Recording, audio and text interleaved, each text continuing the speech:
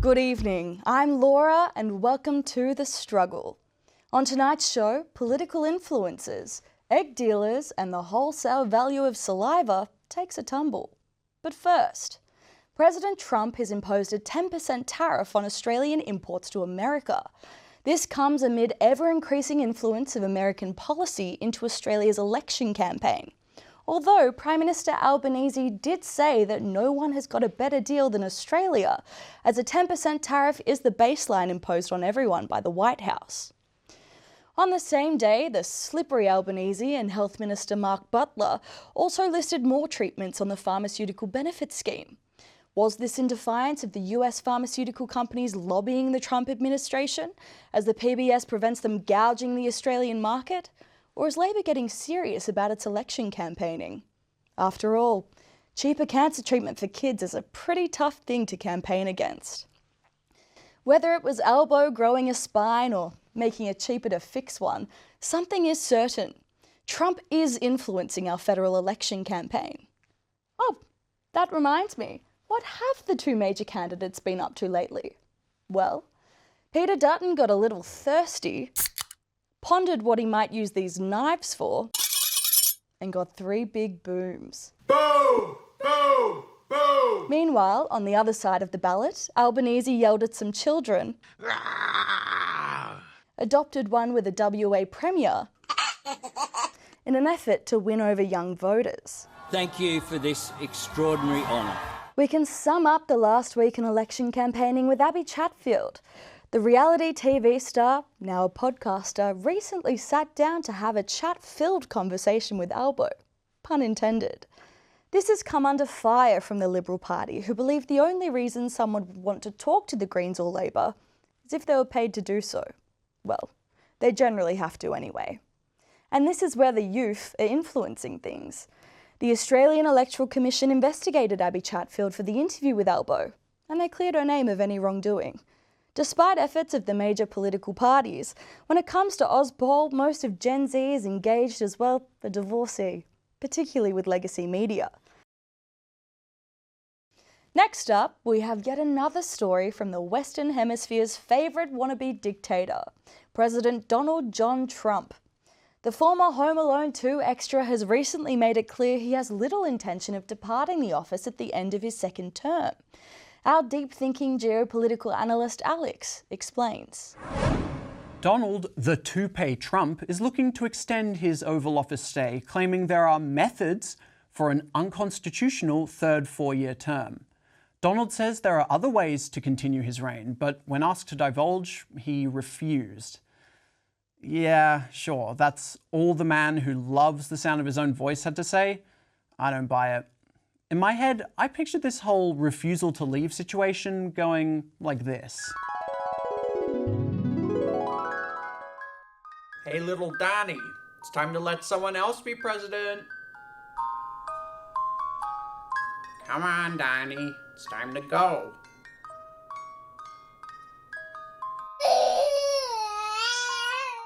The last person to serve more than 2 terms in the United States was Franklin D. Roosevelt, who served 3 1/4 terms before being voted out of life by a brain bleed. But you know what? I think Trump is in for a similar fate. Just change old Donnie's nappy and put him to bed. Face down. Hey, little Donnie. While our correspondent Alex attends to the 47th president's bathroom needs, let's move on with some news closer to home. Waiting lists for elective surgeries in Victoria have increased in the past 6 months, and it doesn't seem to be slowing down. I, for one, have been waiting almost 2 years for a hysterectomy, and when I contacted Monash Health, they told me, tough titties.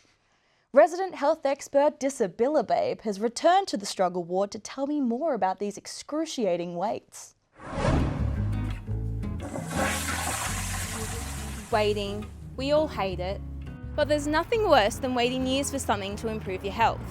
It's been revealed that non-emergency elective surgeries have increased 9.4% from June to December in 2024.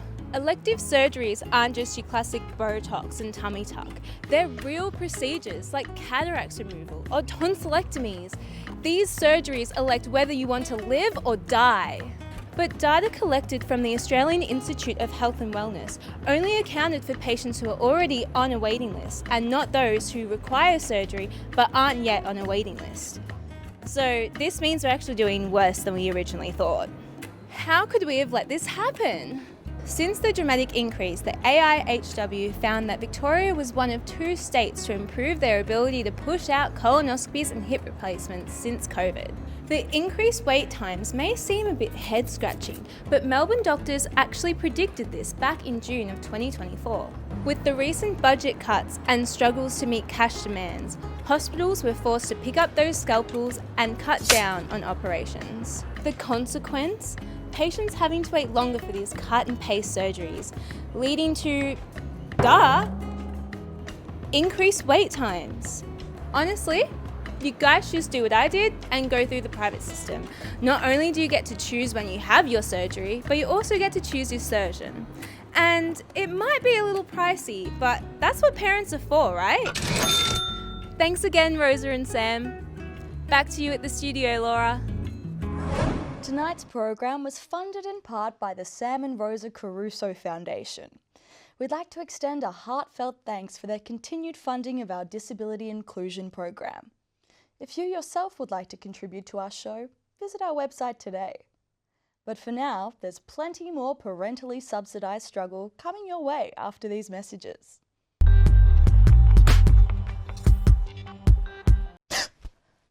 Welcome back to The Struggle. Good to have you here. As impoverished students, we know the only market scarier than Dandenong is the property market. Trying to push one's way into the bubble has become a Sisyphean task for many young Australians. But news out of China raises the question, are buyers committed enough to break into the market? Property mogul Yadini cracks the door on this story. This season on Melbourne's Next Top Slumlord.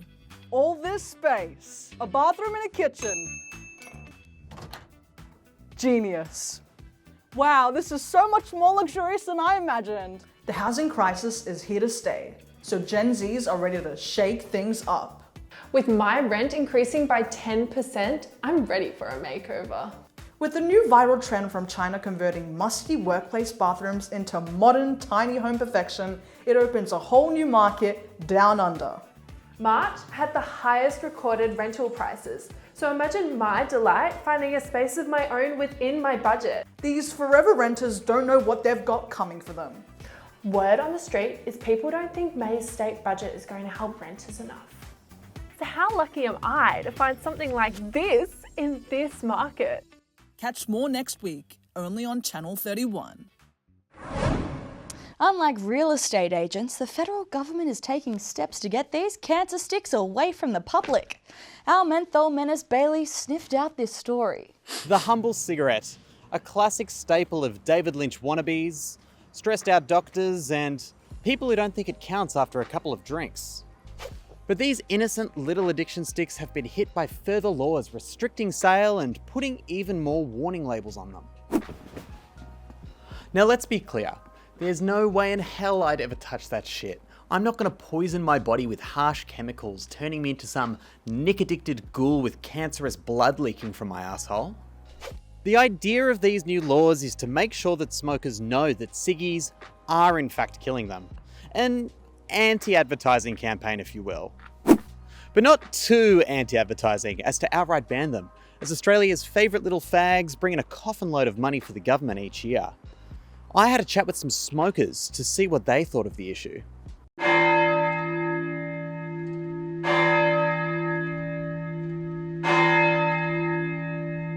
In 2012, Australia was the first country in the world to implement uniform cigarette packaging, which consists of a baby shit brown and pictures of literal corpses. This was not just to educate the public about the dangers of smoking, but it also worked to unravel the association with particular brand identities that people have formed. So now, instead of being a cool Marlboro Red aficionado, People have to decide whether they would prefer to be a bloodied teeth kind of smoker or a growth on your tongue kind of smoker. It appears these changes are working. Since 2012, the number of Aussie smokers has halved, which has done wonders to keep them above the ground and consequently helps our struggling healthcare system. But smoking-related illness still unnecessarily strains that system, accounting for roughly 7.65% of the disease burden. That's thousands of people who've possibly found themselves at the pointy end of a doxycycline IV dripper. Cutting the jokes for a second. Smoking is an addictive and highly exploitative industry, feeding off the suffering of innocent people. Spawned from advertisers who thrive off addiction and death, all the while being supported by a government taking a piece of the pie. If you or someone you know needs help, you can call Quitline. I mean, you wouldn't pay someone to kill you, right? It's not just ciggies that are becoming unaffordable, but everyday grocery items. Bird flu has led to eggs becoming so scarce that dealers have been spotted around every shady corner. We managed to track down the most extreme dealer to hear what she had to say. Hey, psst, don't ignore me. Something serious is happening on the shelves of our Aussie supermarkets, and I'm not talking run-of-the-mill price gouging. It's far more hard-boiled than that. Ever since the bird flu outbreak flocked its way to Australia mid-last year, our poultry industry has suffered greatly. I'm talking 4 commercial chicken egg farms in northern Victoria reporting cases. Armborken outbreaks on farms in Western Australia, New South Wales and Queensland. I'm talking one of Australia's largest avian influenza outbreaks ever recorded. Man, those poor cluckers. Did you hear Aussie farmers were forced to egg exterminate around 10% of the nation's laying hens? But it's not just those crazy cocks who have suffered. No, because our egg industry is now scrambling for correction. You know how it goes, fewer hens means fewer eggs, and fewer eggs means prices are gonna flap their way on up. It's no yoke, guys. Whisper on the street is that last year the outbreak culled around 7% of Australia's egg production capacity. This year it's gotten so bad, Coles has imposed some excruciating limits on buying eggs. That's why I have the good stuff. And sure, chickens and eggs are fine to eat so long as they're managed in accordance with food handling practices, but why would you want to risk it? Why would you want to pay more for those eggs when you can get perfectly fine, not too old eggs right here? And trust me, I've got variety. I've got caged, I've got free range, I've got barn-laid pasture-raised, I've got hard-boiled, or cluck, wrong one. Point is, our egg industry is not on the sunny side right now, and who knows how long this egg deficit will last. Get in while you can. Who came first, the chicken or the egg? Watch next week's episode to find out. But for now, it's time to turn our attention to fire ants. These brutal bugs are raging their way through Australia's agricultural sector. We sent our small critters expert Dylan to find out more. G'day everyone.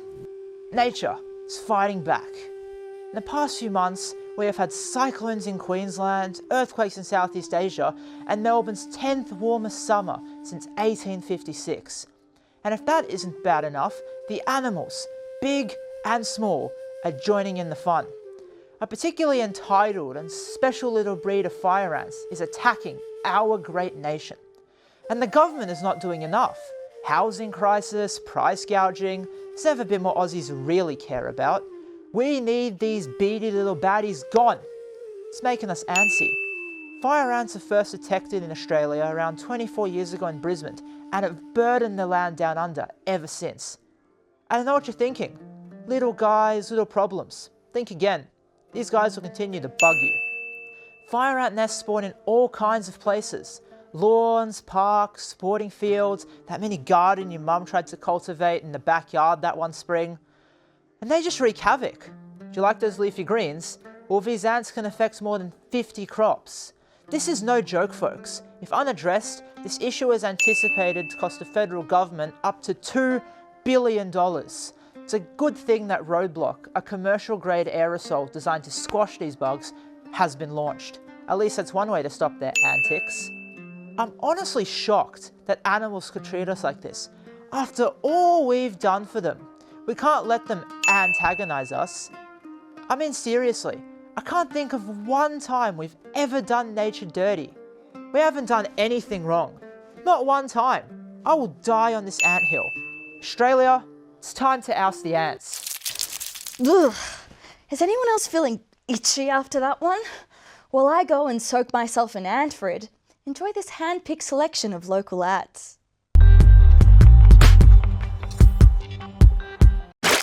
I'm number 22 from 23andMe, and you're the spitter that we're selling to the highest bidder. Saliva can tell you so much. It holds the key to your health and your history, and I'm here to sell it off. I'm here to sell you DNA samples now.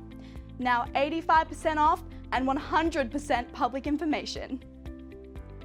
Come down to the Slobber Sales auction on May 14th. Everything must go. Do you value your privacy? Would you prefer not to have your DNA and data sold to Big Pharma? Well, you should have read the terms and conditions. We've got up to 15 million samples for sale, so come buy now. Now on sale with absolutely no parameters. Who even cares about data privacy? Not us.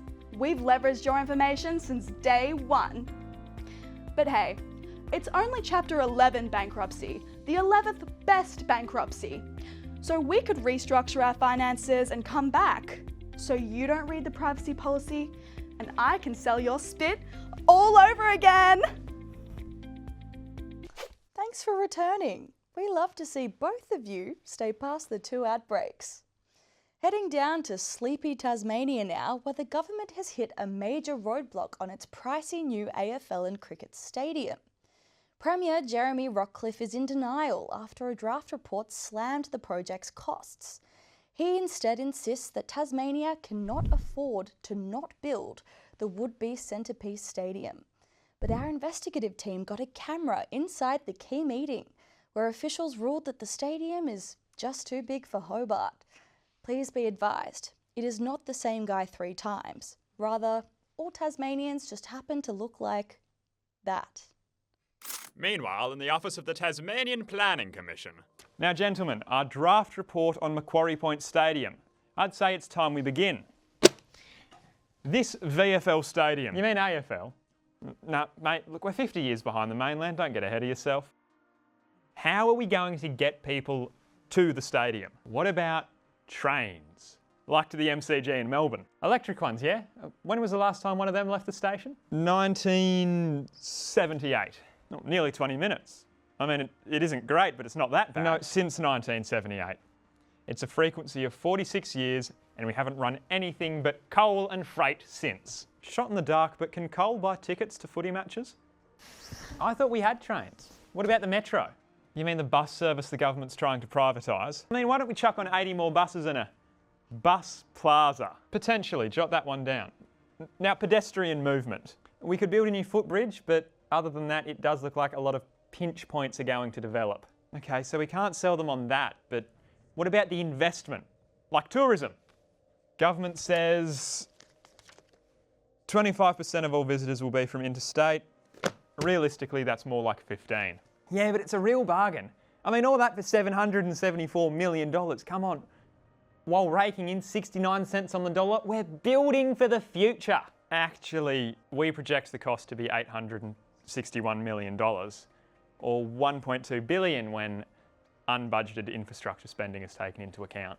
That's not great. And after 10 years of operation, the debt associated to the project would hit $1.86 billion.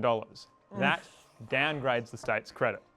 It could still be cancelled, right? I mean, technically, yes, but they did have a whole election about getting it built. Wait, why can't they just play at Blunston Arena? I mean, North Melbourne already play home games there. Nah, it got renamed to Ninja. It's too embarrassing.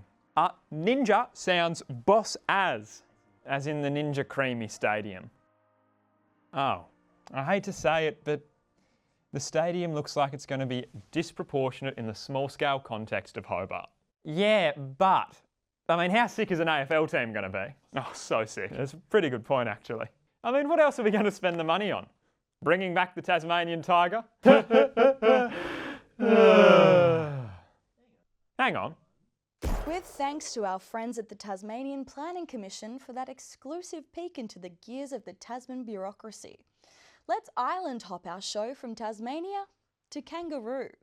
Our canine expert Violette Purplestone sent in a report with the long and the short of this four-pawed parable. We're told this creature had faded from existence, yet just last week it was sighted roaming untamed island bushland. With the keen nose of a dingo, the ferocity of a Tassie devil, yet the legs of a squishmallow.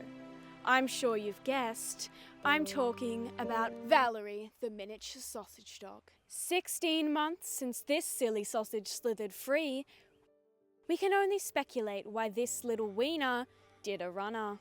Fishing with Dad. The chase is hot. Dog. After Valerie was caught on camera, still wearing the same pink collar she went missing in. Valerie! Valerie! Valerie!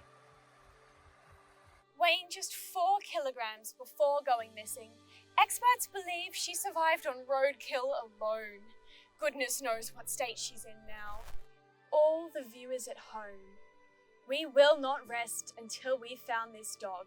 We're using top dog methods of dog catching, including tasty bones, roast chicken, all these high-tech technology that only park rangers and dog catchers have access to. It's really high-tech, you probably wouldn't understand. Hold on, there's my bone. Valerie!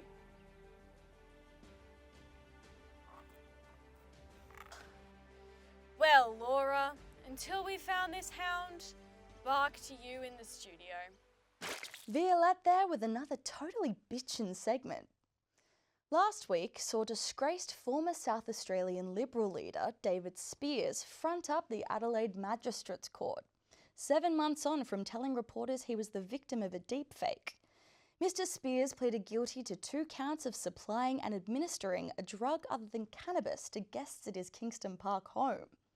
Our own train-sputting muckraker Leo hit the pavement to catch up to this story before Speirs' Friday sentencing.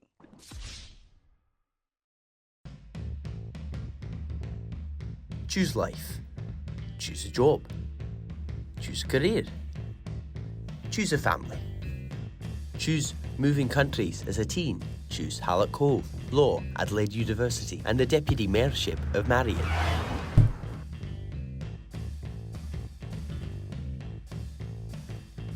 Choose the Assembly Council, the seat of Black, and the Environment Ministry. Choose the Glenthorne and Simpson Desert National Parks. Choose banning single-use plastics. Choose the Liberal Party leadership. Choose resigning after 2 years. Choose a video of you snorting a white powder and claiming it's a deepfake. Choose resignation, quitting the Liberal Party and leaving Parliament. Choose the Adelaide Magistrates Court. 2 counts of supplying and administering a drug other than cannabis, and a guilty plea. Choose killing your reputation at the end of it all, pissing your last in Kingston Park, nothing more than an embarrassment to the South Australian Liberal Party. Choose your future. Choose life. To some, he's a Caledonian shyster, but to me, he's just my dorky old dad.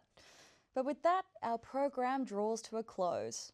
We've had some laughs, and we've had some chuckles, but for now, it's good night and good luck.